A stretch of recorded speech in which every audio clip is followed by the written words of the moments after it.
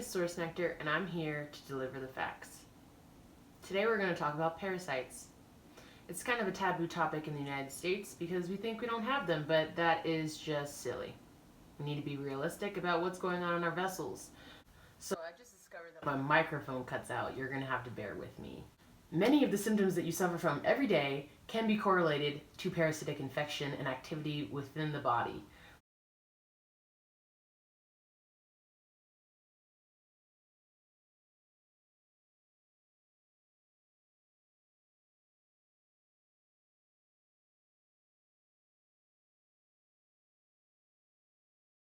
So I'm sharing this information not to scare you or frighten you or make you feel hopeless. I'm sharing it so that you're just more aware of what's going on, because I truly believe that we can heal every and anything.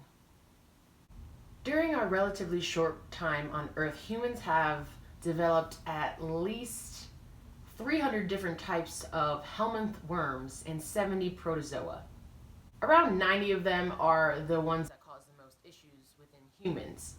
It is also estimated that about 40 to 75% of humans have the larger types of worms that you could see in your stool if you really wanted to check. Parasites exist to live off of a host, usually to their detriment, but they only exist there if they have an ability to stay, which means that they eat weak and dying cells, putrefying meat, and things such as that.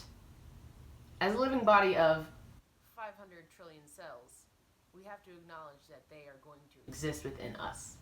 Let alone that some of these things are very natural for us to have in our body, and we wouldn't be able to survive without them. However, when they overgrowth, we have problems because they start to feed off of our food and take things from us and hurt us instead of benefit. Parasites exist within the alimentary tract, which is the entire digestive tract leading from your mouth all the way to your anus. This includes the esophagus, the stomach, and the intestines. Most worms hang out in these places. However, there are other places specified for different types of parasites, like the liver, your lungs, etc. They can also end up systemic, which means in your bloodstream, which also means they can get up to your brain if they cross the blood-brain barrier. Crazy implications there, huh? The most common symptoms that show parasitic infection would be gastrointestinal pains that feel colicky or very strong and spasm-like, especially after eating or random bursts of intensification, a distended or stretched out stomach and abdomen, painful bowel movements or lack thereof, and a ravenous appetite that is then followed by a dislike for food, cravings for sugar, starches, and complex starches and grains. Those are what they feed off of the most, and they will drive you to eat these things so they can survive for longer. You may also start to get sensitive to certain types of foods or have experiences with certain foods that upset you and make you feel bloated or any other kind of gastrointestinal pain. From the smallest to the largest kinds of parasites, we have viruses, bacteria, yeasts, protozoa, and then helminth or worms. Protozoa are single-celled organisms that can only multiply, divide, or expand within the host. Helminths are worms, and there are lots. Do you want to hear about the kinds of parasites? I'm going to list them off. So we have tapeworms, and they have a variety. Beef worms, pork worms, and fish worms, and you guessed it, they are found in specific types of meats. So I'm not telling you that you need to go vegan, but every time you eat meat, you have to be aware that this is a possible repercussion. There are hookworms, roundworms, pinworms, flukes of all kinds, which are typically found in the liver, lung, and pancreas. Whipworms, bloodworms, blood flukes. Where do they come from, you might ask? We already discussed a tiny bit. It's just unavoidable to experience parasites.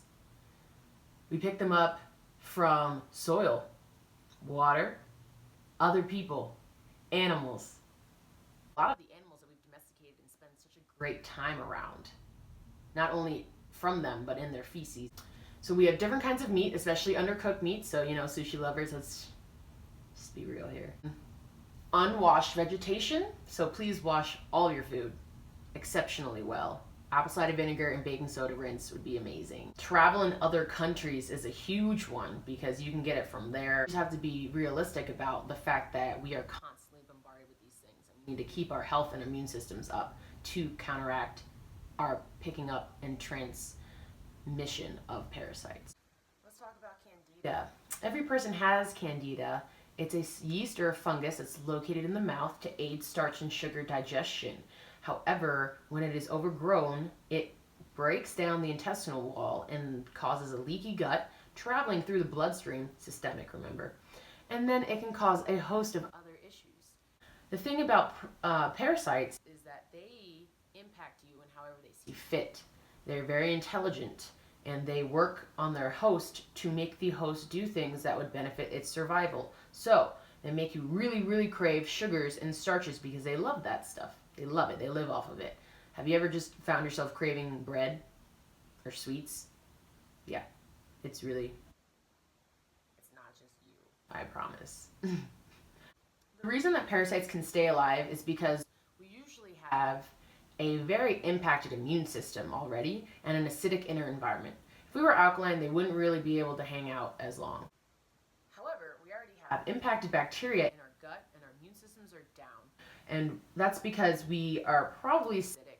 We've used medications and vaccines all of our life that builds up toxins in our body. We're bombarded by environmental toxins. Stress also impacts our immune system and our ability to fight things off. They hide behind mucoid plaque in the GI tract. They also just hide in general when we start to take herbs for them, which is why it's really important to keep up on it and know that they are intelligent. They know when we're trying to get them.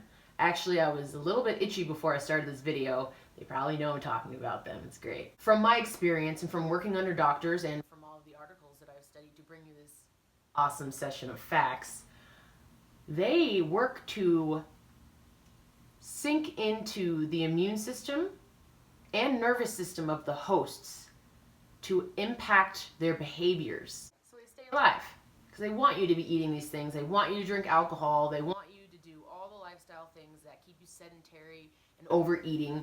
You know why? Because they eat your food first. If you're ever just super hungry and you never feel like you get your nutrients, there's probably multiple reasons, but one of them would be you were eating food and the parasites inside of you get first bids. And then they poop inside of you, and then you get the nutrients from the leftovers. Also, they usually live in a place where you have a lot of mucoid plaque. Mucoid plaque blocks the reuptake and absorption of nutrients from your intestinal wall.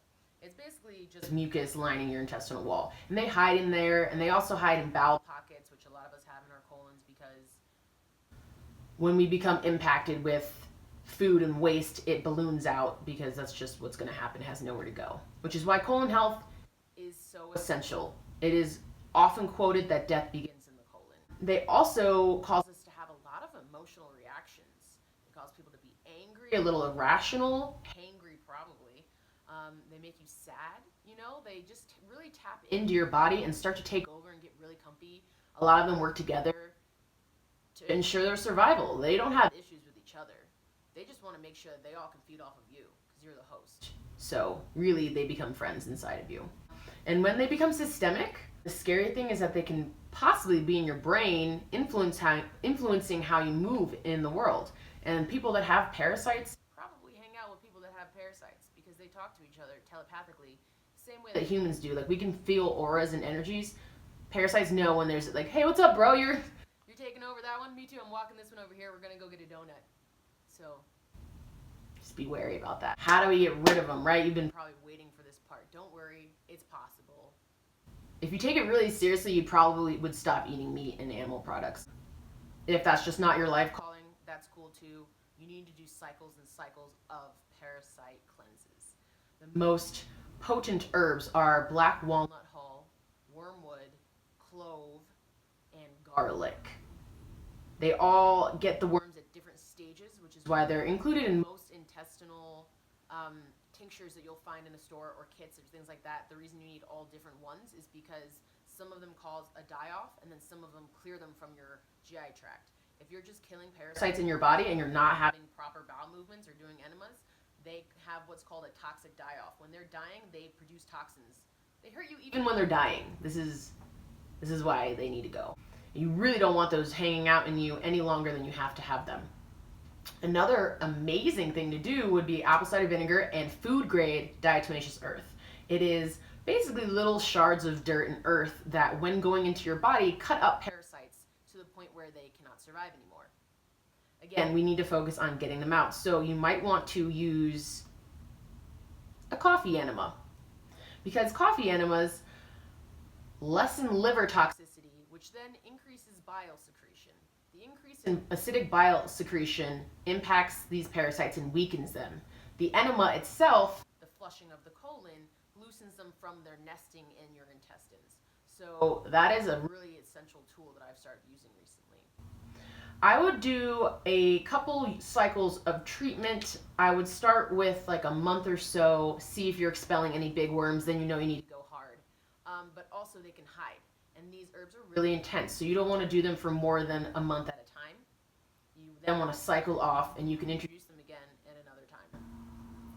Once you think you've gotten rid of them, probably should do it at least once a year, if not every 3 to 6 months, just to keep up, because you're going to pick more up, even if you're not eating meat, I promise, okay? We just want to be realistic and take control of our lives. The most important tool, however, is to have an alkaline diet and an alkaline environment within our body. You don't have to be 100% vegan or 100% plant-based, though I do recommend plant-based. It's the best. Have a nice 80 to 20% ratio of alkaline to acidic foods. Alkaline foods are most plants and fruits. However, look it up for yourself. Do the Googles. It's going to be great. You'll figure it out. Acidic foods are more so the meats, the cheeses, the animal proteins, anything animal protein, sodas, processed food products, which, by the way, you shouldn't be eating food products. We need actual food. In conclusion, you probably have parasites, but that's okay, because we can take care of it. It's something that you just want to be informed about and keep in your mind at all times. Don't get obsessive, but notice if you have these symptoms, if you start to treat them and things happen. It takes time to clear them, even if you're plant-based, even if you've been vegan for a couple of years. If you haven't actually tried to target parasites, it is a very worthy endeavor, and I suggest you get on it right away. Enemas and colonics will definitely help. If you're in any kind of detox phase, you need to be taking care of your colon, making sure that these parasites have a way to come out. A lot of them are microscopic, but you can search in your stool and find them if you want to. If anything, it just informs you what kind you may have going on and inspire you to dig deeper and work harder. Thank you for watching with me today. If you enjoyed this material, make sure to follow me on all my platforms. I am SourceNectar. And I also will have an email list going out where I will provide a document that lists all the different types of parasites and where they infect you in your body, as well as a more detailed list explaining the herbs and their potencies and how they affect parasites. See you next time.